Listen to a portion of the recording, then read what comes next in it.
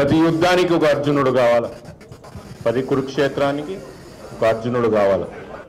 రానున్న ఎన్నికల కురుక్షేత్రానికి మన పార్టీని నెగ్గడానికి ఆయుధాలు అస్త్రపోతున్న రామన్న మన అర్జునుడు. ఈ యొక్క అర్జునుడిని ఈ సభను ఉద్దేశించి మాట్లాడాలని చెప్పి కోరుకుంటున్నాను.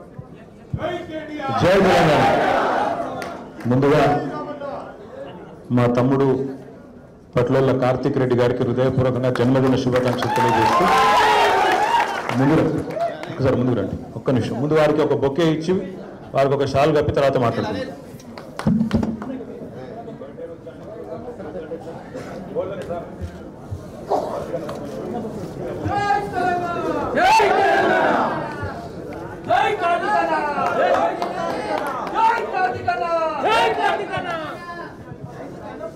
తమ్ముడికి జన్మదిన శుభాకాంక్షలు తెలియజేయడమే కాకుండా తప్పకుండా ఉప ఎన్నికలు కూడా రాష్ట్రంలో వస్తాయి. ఆ ఉప ఎన్నికల్లో తప్పకుండా శాసనసభ్యుడై అరే నేను ఆయన గురించి చెప్తున్నాను. అరే నువ్వు ఆగు.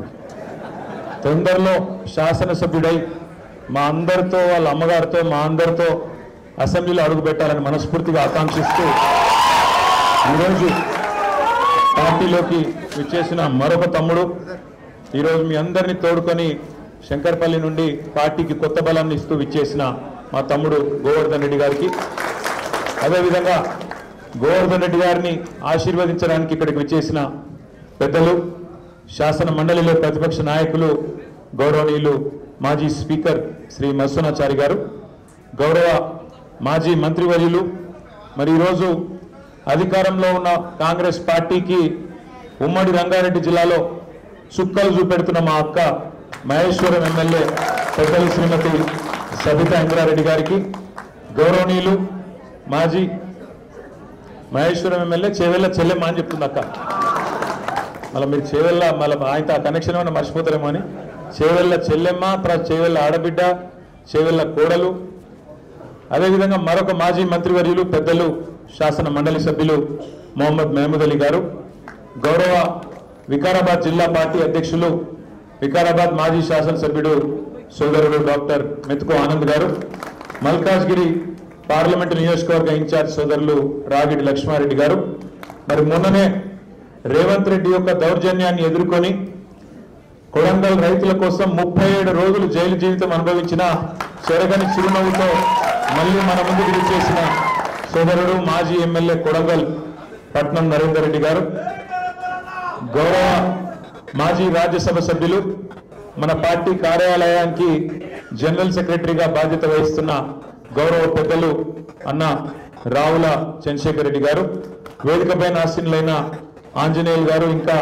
మా కృష్ణారెడ్డి గారు, అదేవిధంగా నాగేందర్ గౌడ్ గారు, వెనుకకు మా పార్టీ అధ్యక్షుడు సోదరుడు గోవర్ధన్ గారు, వేదిక మీద ఎవరెవరో పేర్లు అయితే నాకు వెనుక దాక్కున్నారు కాబట్టి కనబడతలేరు, వాళ్ళందరికీ, వేదిక ముందున్న మా అన్నదమ్ములకు, వెనుక కూర్చున్న అక్క చెల్లెళ్లకు, పాత్రికేయ మిత్రులకు పేరు పేరున అందరికీ ఈరోజు కేసీఆర్ దళంలోకి, గులాబీ వనంలోకి మీ అందరికీ పేరు పేరున స్వాగతం సుస్వాగతం హృదయపూర్వకంగా తెలియజేస్తాం. అక్క ఇప్పుడే చాలా విషయాలు చెప్పడం జరిగింది, పెద్దలు మత్స్యనాచారి గారు కూడా చాలా విషయాలు చెప్పడం జరిగింది. నిన్న అక్కడ రేవంత్ రెడ్డి గారి నాయకత్వంలో గాంధీ భవన్లోనో ఎక్కడనో కాంగ్రెస్ వాళ్ళ మీటింగ్ జరిగింది. మరి మీరు టీవీలో పేపర్లో చూడొచ్చు. ఢిల్లీకి వెళ్ళి కొత్త ఇన్ఛార్జ్ గారు వచ్చిండ్రు, వారికి స్వాగతం పలుకుతూ కాంగ్రెస్ వాళ్ళు సమావేశం పెట్టిండ్రు. అందులో 3 ఆనిముత్యాలు లాంటి మాటలు నేను చూసిన. 3 ఆనిముత్యాలు, 1 కాదు 2 కాదు 3. ఒకటి రేవంత్ రెడ్డి గారు సెలవిచ్చిండ్రు, ఏమని, మంచి మైకులలో చెప్పాలి, చెడు చెవుల్లో చెప్పాలి అన్నాడు. నేను రేవంత్ రెడ్డి గారికి చెప్పేది ఏంటంటే, మంచి మైకులో చెప్దామంటే ఫస్ట్ నువ్వు చేసిన మంచి అయితే లేదు, రెండోది మైకులో చెప్దామంటే కరెంట్ కట్ అవుతుంది, ఏం చేయాలి మరి, మంచి ఆడికెళ్ళి చెప్పాలి, మరి చేసింది ఉంటేనేమో చెప్తా అనుకుంటుంది. ఇక చెడు చెవుల్లో చెప్పుడు మొదలు పెడితే రేవంత్ రెడ్డి గారు, నువ్వు చేసిన చెడు హైడ్రా బాధితుల నుంచి మొదలు పెడితే, భూముల మీద నువ్వు చేస్తున్న దౌర్జన్యాల నుంచి మొదలు పెడితే, ఇవాళ RR ట్యాక్స్ నుంచి మొదలు పెడితే, నీ అవినీతి వల్ల ఇవాళ కుప్పగూలిన శ్రీశైలం సొరంగం నుంచి మొదలు పెడితే, మొన్ననే కొట్టుకపోయిన పెద్దవాగు నుంచి మొదలు పెడితే లెక్కలేదు, మునిగిన వట్టెం పంప్ హౌస్ నుంచి మొదలు పెడితే షెడ్యూల్ ఎప్పుడు స్టార్ట్ చేస్తే నీ చెవిలా రక్తం గారుతుంది, యాది పెట్టుకోని చెప్తున్నాను నేను. ఎందుకంటే చెవులో చెప్పాలి, మంచి మైక్లో చెప్పాలి అని చెప్పి రేవంత్ రెడ్డి గారు చాలా తెలివిగా చెప్పిన అనుకొని ఆయన డైలాగులు కొడుతున్నాడు. ఇంకా చిత్రం అనిపించింది నాకు. ఆమె పాపం ఢిల్లీ నుంచి ఒక పెద్ద మనిషి వచ్చింది, ఇన్ఛార్జ్ మీనాక్షి గారు. ఆమె చెప్తున్నారు, మీనాక్షి గారు ఆమె ఎయిర్పోర్ట్లో దిగంగానే కాంగ్రెస్ వాళ్ళట కొంతమంది ఆయన ఆమె బ్యాగులు మోసేందుకు గురికొచ్చిరట. ఏది రైల్వే స్టేషన్లో దిగంగానే బ్యాగులు మోసేందుకు గురికొచ్చిరట. చాలా తప్పు, మీరు బ్యాగులు మోయొద్దు, బ్యాగులు మోసి మీ ఆత్మగౌరవాన్ని దెబ్బతీసుకోవద్దు అంటుంది. అమ్మ మీనాక్షి గారు మీకు ఏం చెప్పాలి మేము? నీ పక్కన కూర్చున్నాడు బ్యాగులు మోసే గాడికి వచ్చింది.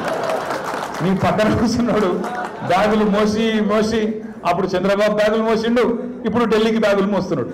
ఇక ఆయన నన్ను పక్కన కూర్చోబెట్టుకొని బ్యాగులు మోయొద్దు, ఆత్మగౌరవం దెబ్బతింటుంది అంటే ఏం చెప్పాలి ఆ మేడంకి? కాబట్టి మీనాక్షి గారు వాస్తవాలు తెలుసుకోండి, వాస్తవ ప్రపంచంలోకి రండి అని కోరుతా ఉన్నాం. ఇక నిన్న వాళ్ళ మీటింగ్లో చెప్పరాదు ఆ మాటలు, ఆ కథలు. ఆయన చేసిన మంచి అట చెప్పుకుంటే ఒడిసిపోదట. రేవంత్ రెడ్డి గారు చేసిన మంచి ఏం చెప్పాలి ఆయనకు? ఈ 15 నెలల కాలంలో మీరందరూ వాట్సాప్లు చూస్తున్నారు, యూట్యూబ్లు చూస్తున్నారు. ఇప్పుడు ఇక్కడ వచ్చిన ఆడబిడ్డలు ఒక 200 మంది ఉన్నారు. ఏ ఒక్కరి దగ్గర నీ గొట్టం తీసుకొని వాళ్ళ ముఖం మీద పెట్టురు. ఇప్పుడు వాళ్ళు ఎట్లా మాట్లాడుతున్నారు అంటే, నేను అమ్మతో చెప్తున్న తెలుగు భాషలో గిన్ని తిట్లుంటాయని నాకు తెలియదు. చూస్తుండ్రా అమ్మ ఏమేమి మాట్లాడుతుండ్రో రేవంత్ రెడ్డి గురించి. అరే ఏం తిట్లు అవి, ఏం తిట్లు! మనిషి అంటాడు ఇంకోడు రోషం ఉన్నాడైతే ఈ పాటికి తన పాడుబడ్డ బాయిలు చూసుకొని దుక్కి వస్తుండే. రేవంత్ రెడ్డి కాబట్టి బ్రహ్మాండంగా బతికేస్తున్నాడు, ఇంకా మంచి చేసిన డైలాగులు కొడుతున్నాడు. నేనేమంటున్నా అంటే, అధికారం ఎవరికి శాశ్వతం కాదు. సరే, తెలంగాణ రాష్ట్రం కోసం కేసీఆర్ గారు 14 ఏళ్ళు కష్టపడ్డాడు, కొట్లాడిండు.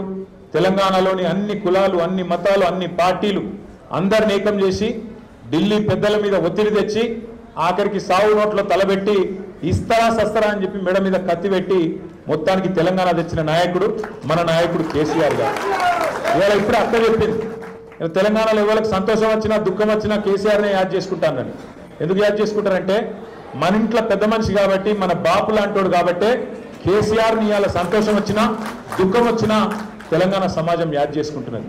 ఎక్కడ ఒక ముసలమ్మ దగ్గర పోయి అడిగినా అవా పెన్షన్ వస్తుందా అంటే, అవు కొడుక వస్తుంది, నా పెద్ద కొడుకు కేసీఆర్ ఇచ్చిన పెన్షన్ 2000 గదే వస్తుందని చెప్పి ఒక తల్లి చెప్తున్నది. ఒక ఆడపిల్ల తల్లి దగ్గర పోయి ఏమా నీ బిడ్డ పెళ్ళైందా అంటే, లగ్గం చేసిన కొడుక 1,00,000 రూపాయలు వచ్చింది కేసీఆర్ ఉన్నప్పుడు, కళ్యాణ లక్ష్మి ఇచ్చిండు, ఆ కాన్పు పోతే అక్కడ కేసీఆర్ కిట్ ఇచ్చిండు అని చెప్పి ఆ తల్లి చెప్తున్నది. ఇట్లా ఏ ఒక్కరిని కదిపినా రైతు దగ్గర, ఏ రైతు దగ్గర కనపండి మీరు, అన్న పడ్డాది రైతు బంధు అంటే ఎక్కడిది, వీడు పచ్చి జుడగాడు ఉన్నాడు, కేసీఆర్ ఉన్నప్పుడే బాగుండే, కేసీఆర్ ఉన్నప్పుడు బ్రహ్మాండంగా ఆడ నాట్లేసే టైంకు దన్న మంచిగా టింగు అనుకుంటా పైసలు పడుతుండే. ఇక ఈయన వచ్చినాక పైసలు లేవు, రైతు బంధు లేదు, ఏం లేదు అని చెప్పి రైతులు తిరుగుతా ఉన్నారు. ఇక ముఖ్యమంత్రి గారికి టింగు అంటే పడది, ఆయనకు టింగు అంటే నచ్చదు. ఎందుకంటే కేసీఆర్ యాదకి వస్తాడు, అందుకే కొత్తది కనిపెట్టిండు. ఏమంటాడు ఇప్పుడు ఆయన? టకీ అంటాడు.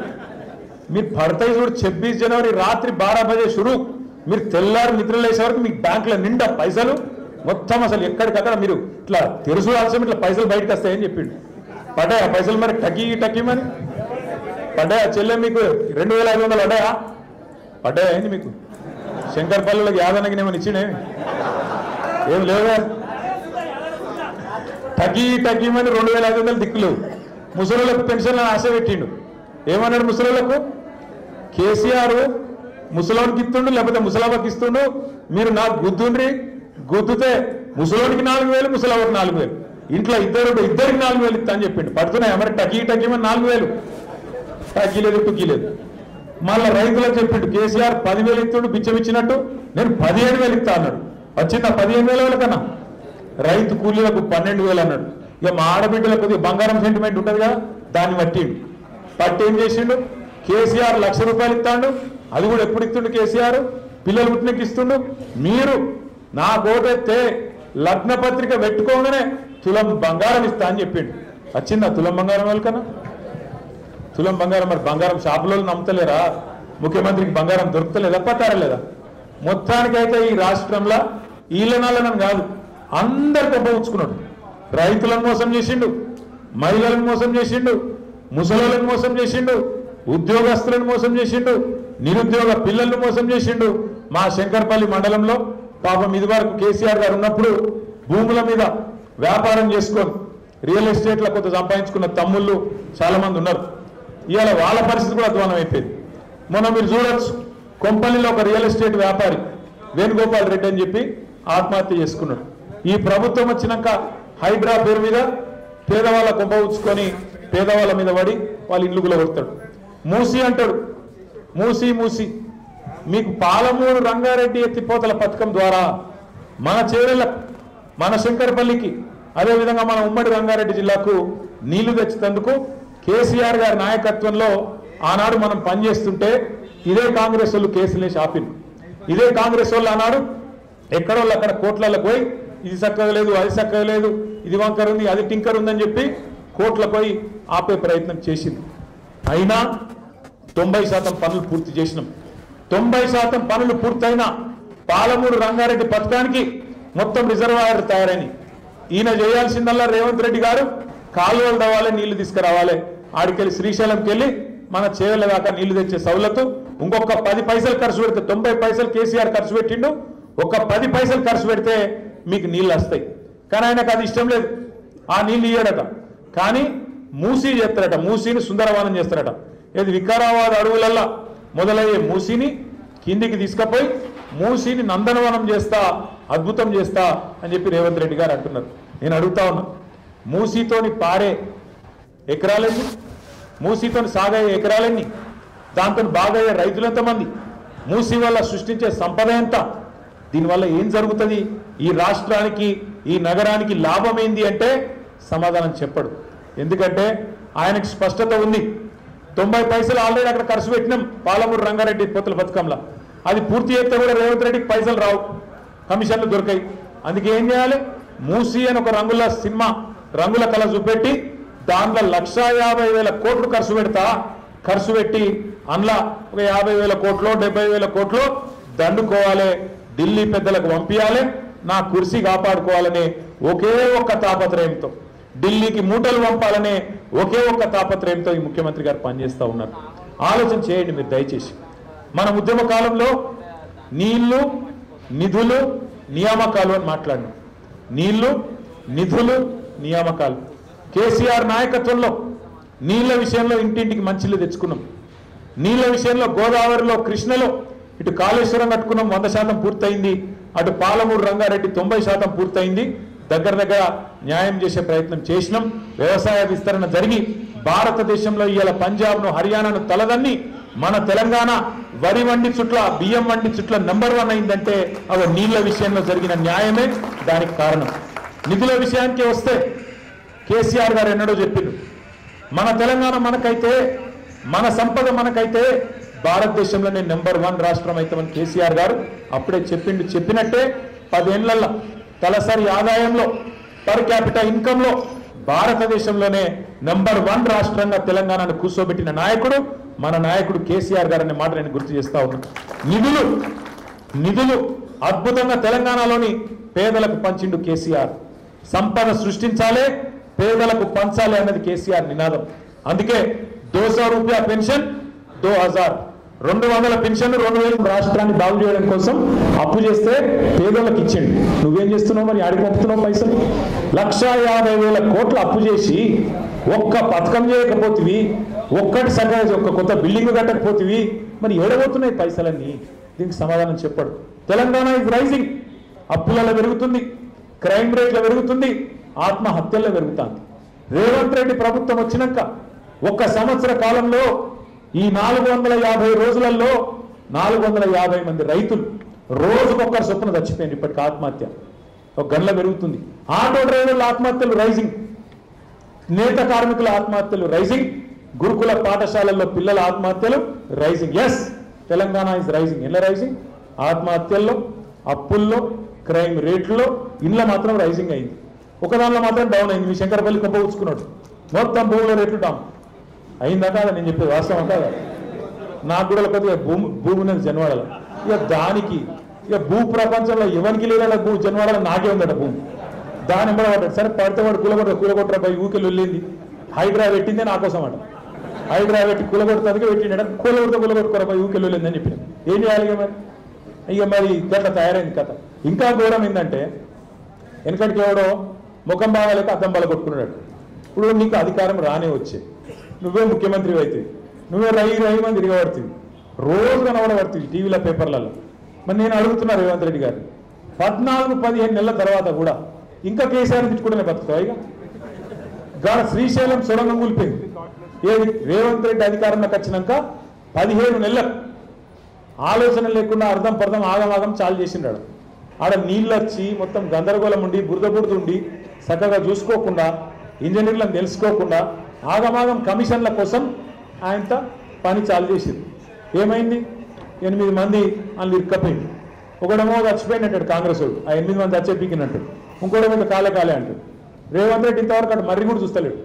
ఇంకొక మంత్రి ఏమో బీఆర్ఎస్ వాళ్ళు చేయడం కూలిపోయినట్టు. ఇది ఎక్కడ బాధ? 17 నెలల తర్వాత ఇవాళ అక్కడ సొరంగం కూలిపోతే బీఆర్ఎస్ వల్ల కూలిపోయిందంటే ఇది ఎక్కడ అన్యాయము? ఇక పోనీ కూలిపోయింది, ముఖ్యమంత్రి ఆయన చూడడు, కొంతమంది మంత్రులు పోయింది. పోతే మంత్రులు ఏం చేయాలి? ఆడ పోయి నిజంగా ఆ కార్మికుల కుటుంబాలకు ధైర్యం చెప్పాలి, ఏమన్నా అయితే మేము ఆదుకుంటామని చెప్పాలి, తప్పు జరిగిందని క్షమాపణ అడగాలి, మర్యాదగా మాట్లాడాలి. కానీ ఏం చెప్తారు వాళ్ళు? ఒకడేమో చేపలు కూడా తింటాడు. ఇక్కడ చేపలు బాగుంటాయి శ్రీశైలంలో, రోజు తిందామని వాడు కూడా తింటాడు. ఆడ వాడు రాస్తుంటే వీడేమో తింటాడు. గత నీతి లేని మంత్రులు. ఇంకొక ఆయన ఇంకా విచిత్రం ఇది. ఇలా ఏం జరగలేదు. ప్రమాదం ఏమైందంటే నీళ్లు వాటర్ కలిసిందట. నీళ్లు వాటర్ కలిసింది ఆయన. గిసొంటోళ్ళు మంత్రులు, మన కర్మానికి రేవంత్ రెడ్డి ముఖ్యమంత్రి, గిసొంటోళ్ళు మంత్రులు. వీళ్ళ కథనం ఇట్లున్నది. కాంగ్రెస్ వాళ్ళ కథ, కాంగ్రెస్ వాళ్ళ అందరం ఇట్లుంది. ఇక బీజేపీ వాళ్ళు ఇక వాళ్ళకైతే మొక్కాలి. మీ ఎంపీ ఉన్నాడు ఒక ఆయన ఏం చెప్తుండో మాకైతే తెలియదు. ఎందుకంటే 8 మంది గెలిచారు బీజేపీ వాళ్ళు. రూపాయి వచ్చింది ఆయన తెలంగాణకు. మోడీ గారి ప్రభుత్వం 11 నెలల నుంచి ఉన్నది ఇవాళ దేశంలో. ఏమిచ్చింది తెలంగాణకు? ఏం ముఖం పెట్టుకొని ఓట్లు అడుగుతారు? ఎంతసేపు దేవుడి పేరు మీద ఓట్లు అడుగుతారు. ఇక అక్షింతలు వంచాలి, ఓట్లు అడగాలి, ఓట్లు డబ్బాలు వేసుకున్నాక మళ్ళీ అవతల పడాలి. తర్వాత ఇక పత్తలేదు. అరే బడ్జెట్ల రూపాయి ఇచ్చింది లేదు. ఒక స్కూల్ ఇవ్వవు, ఒక కాలేజీ ఇవ్వవు, ఒక పరిశ్రమ ఇవ్వవు, ఏది ఇవ్వదేంటే మళ్ళీ ఏమనంటే నువ్వు దేవద్రోహి, దేశద్రోహి, నువ్వు ధర్మద్రోహి, ఈ ద్రోహి, ఆ ద్రోహి. ఇంతనే ఇక తెలంగాణకి చూడలేదా? ఆఖరికి ఆ చేవెళ్ళ రోడ్డు జాతీయ రహదారి, దాని మీద మన పేరు యాక్సిడెంట్ అయింది. కేసీఆర్ ప్రభుత్వం వచ్చినాక ఆ రోడ్డును విస్తరించాలని చెప్పి చాలా తంటాలు పడ్డాం. అక్కడ కూడా పాపం బాగా కష్టపడ్డది. కానీ ఈ రోజు వరకు ఒక్క అడుగు కూడా ముంగట పడతలేదు. మన తమ్ముడు కార్తీక్ కూడా పోయి అక్కడ పెద్ద ఎత్తున ధర్నా చేసిండు. వెంటనే రాష్ట్ర ప్రభుత్వం పూనుకోవాలి, ఆ భూసేకరణ చేయాలి, ప్రాణాలు కాపాడాలని చెప్పి మన పార్టీ వాళ్ళందరూ కలిసి బ్రహ్మాండంగా ధర్నా కూడా చేశారు. నేను మిమ్మల్ని ఒకటే కోరుతుంటాం, ఏనాటికైనా పెద్దలు చెప్పిన ఒక మాట వాస్తవం. ఎట్టి పనికైనా మట్టి పనికైనా మనోడే ఉండాలి. ఎట్టి పనికైనా మట్టి పనికైనా మనోడే ఉండాలి. ఏనాటికైనా కేసీఆర్కు తెలంగాణ మీద ఉండే ప్రేమలో, కేసీఆర్కు తెలంగాణ మీద ఉండే ప్రేమలో 1% కూడా కాంగ్రెస్ వానికి బీజేపీ వానికి ఉంటుందా? మీరు ఆలోచన చేయాలి.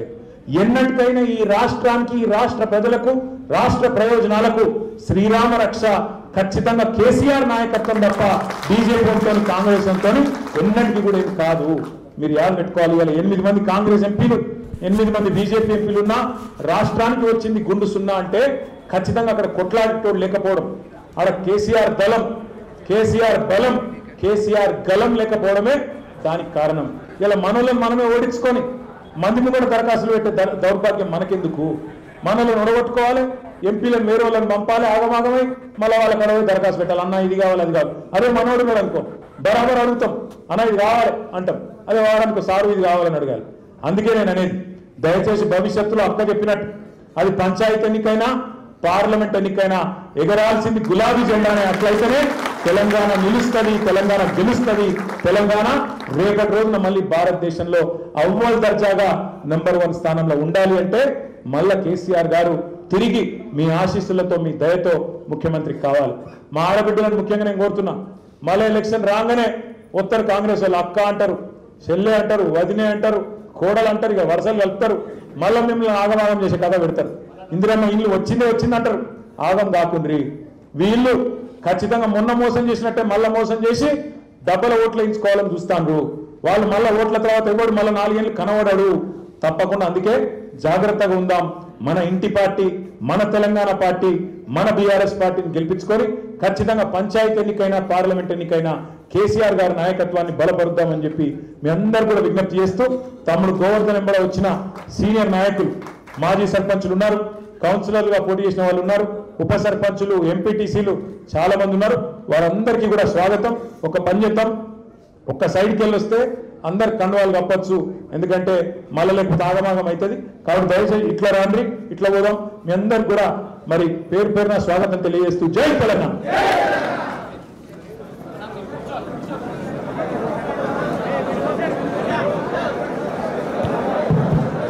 ఫోటోలు కావాలంటే ఒక సైడ్ ఉండండి, మీ ఫోటోలు వస్తాయి, లేకపోతే కష్టం. ధన్యవాదాలు రామన్న. దయచేసి అందరూ కూడా ఇక్కడ సైడ్కి వెళ్ళి కండువాలు తీసుకురాము, కండువాలు తీసుకురాము.